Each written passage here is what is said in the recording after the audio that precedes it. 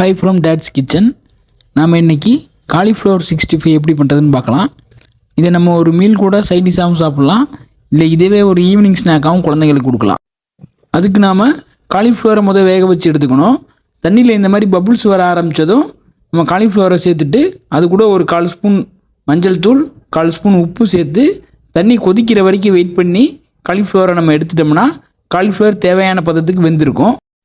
ஒரு பவுலில் 3 table spoon அளவுக்கு அரிசி மாவு, 1/2 டேபிள் ஸ்பூன் அளவுக்கு சோள மாவு, 1/2 டேபிள் ஸ்பூன் அளவுக்கு Kashmiri chilli powder, 1/2 table spoon அளவுக்கு கரம் மசாலா, 1 ஸ்பூன் இஞ்சி பூண்டு விழுது அரைச்சி சேர்த்துருக்கோம். அது இல்லாமல் ஒரு 1/2 லெமன் பிழிஞ்சு விட்டுக்கிட்டு தேவையான அளவு உப்பு சேர்த்து நம்ம நல்லா மிக்ஸ் பண்ணி எடுத்துக்கணும்.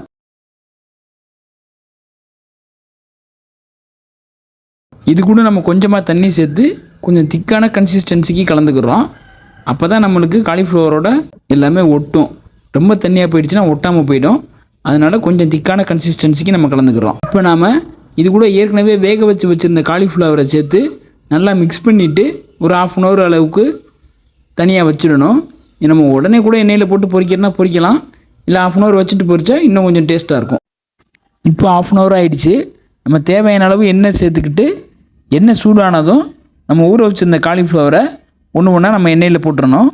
கொஞ்சம் முடிஞ்ச வரைக்கும் தனித்தனியாக போடுங்க, அப்போ தான் ஒன்றோட ஒன்று ஒட்டாமல் இருக்கும்.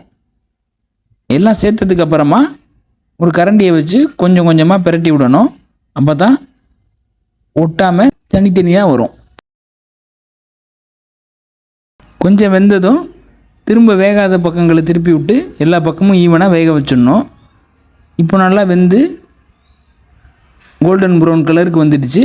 நம்ம இப்போ அதை எடுத்துடலாம். அவ்வளோதான். ரொம்ப சிம்பிளாக ஒரு காலிஃப்ளவர் 65 ரெடி ஆகிடுச்சு. இந்த வீடியோ பிடிச்சிருந்ததுன்னா லைக் பண்ணுங்கள். இது போன்ற வீடியோக்குள்ளே பார்க்க டேட்ஸ் கிச்சன் சேனலை சப்ஸ்கிரைப் பண்ணுங்கள்.